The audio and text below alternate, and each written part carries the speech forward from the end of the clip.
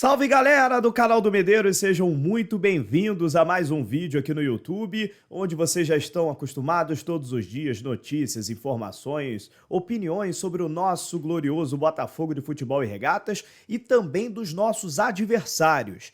Hoje tem jogo do Botafogo pela Copa Sul-Americana e será contra a LDU, a Liga de Quito, a Liga Deportiva Universitária, um clube com muita tradição, inclusive venceu em 2009 essa mesma competição em cima do Fluminense no Maracanã. Tá? O Botafogo também venceu a Copa Sul-Americana em 1993, então são as duas equipes de mais tradição desse grupo A, que também conta com o Magallanes do Chile e também o César Valerro do Peru. Vamos falar sobre a LDU primeiro, porque a equipe do Botafogo, nós como botafoguenses sabemos muito bem como é que tá jogando, 12 jogos invictos, 7 vitórias seguidas. Eu vou passar um pouco sobre o Botafogo também no final desse vídeo, mas é importante trazer detalhes desse time da LDU que eu acho muito válido, cara, pra gente ir pro estádio amanhã ou então assistir pela televisão e saber o que esperar desse time da LDU. Tá bom? Então, primeiro, o importante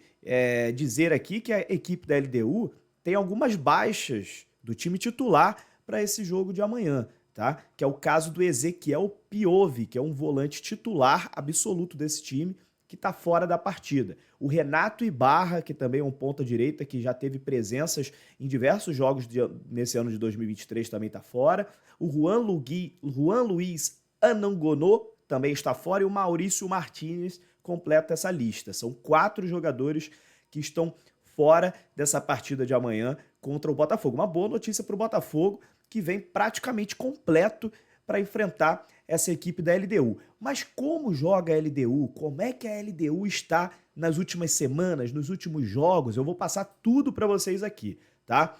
A LDU, no último jogo que a LDU fez, ela venceu fora de casa a Universidade Católica do Equador por 4-0, tá? Então vem de um grande resultado a LDU nessa última partida dela, tá bom? Mas na penúltima partida, por exemplo, perdeu para o Orenses, fora de casa por 2-1, que não é nenhuma equipe de tradição lá no Equador, tá? Então veio oscilando aí nessas últimas 2 partidas. E aí na antepenúltima partida foi já o jogo contra o Magallanes, onde venceu por 4-0 no Equador pela segunda rodada da Copa Sul-Americana, o Magallanes, que é um dos mais fracos, se não para mim, o mais fraco desse grupo A, e o Botafogo acabou empatando lá no Chile contra eles, né? Então a LDU tá 100% de aproveitamento nesse grupo A. Para mim, é o adversário mais forte que o Botafogo vai enfrentar nesse grupo, então o Botafogo vai ter que ter atenção total com esse time da LDU. Agora, como é que é a formação tática, Medeiros, da equipe da LDU? Como é que joga? Eu quero saber a provável escalação. Vou passar tudo para vocês.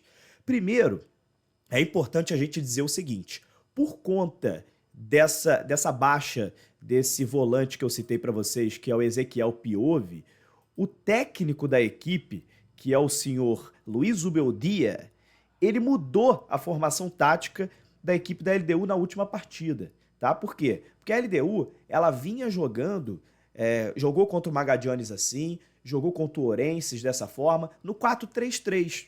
É uma equipe que joga no 4-3-3, a mesma formação que o Botafogo, inclusive. Jogou assim contra o Magallanes, contra o Orenses, contra o Barcelona de Guayaquil, contra o Guayaquil City. Enfim, é a tática preferida, a formação preferida do Luiz Ubeldia. Como o Piovi está machucado, nessa última rodada contra a Universidade Católica do Equador, o Luiz Ubeldia mudou a formação para o 3-4-3, colocou 3 zagueiros. E deu certo, venceu por 4-0, a equipe soube jogar com 3 zagueiros. Né? E tudo indica, como o Piovi segue fora para amanhã, tudo indica que a LDU deve repetir esse esquema de 3 zagueiros contra o Botafogo. Tá?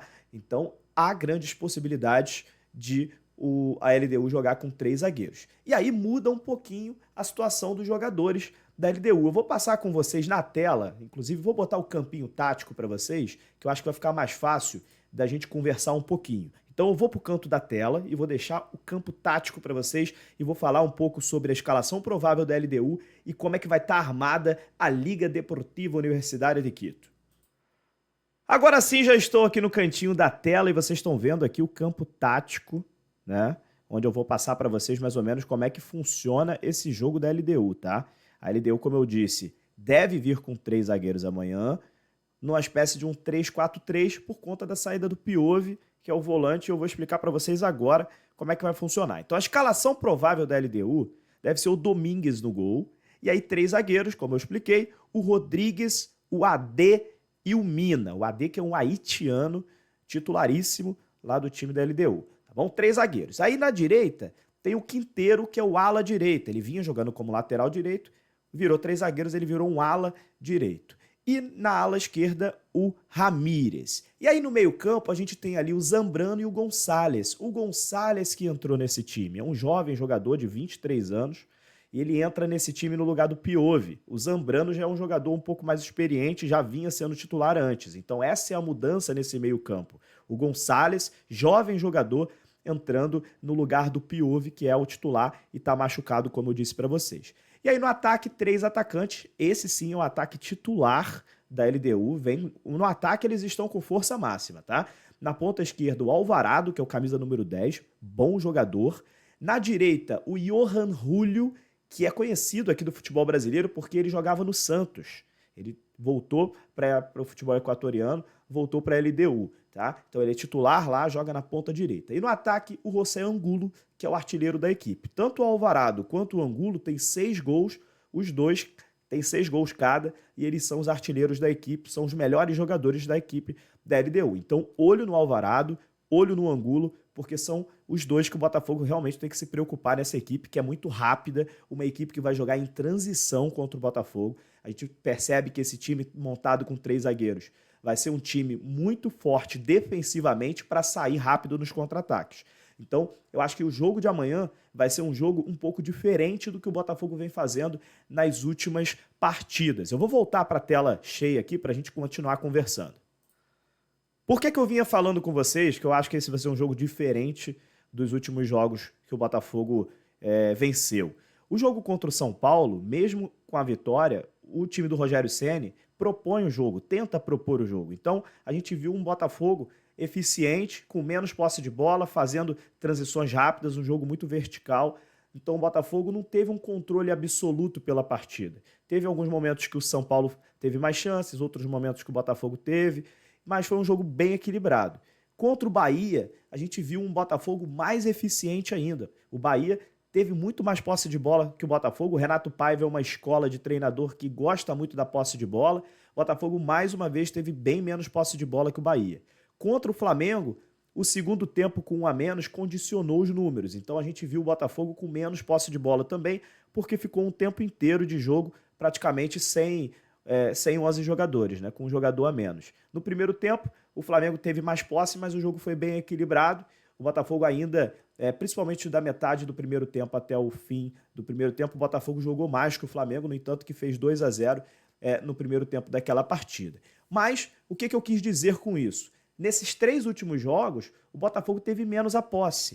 O Botafogo jogou sendo mais eficiente, jogou com inteligência.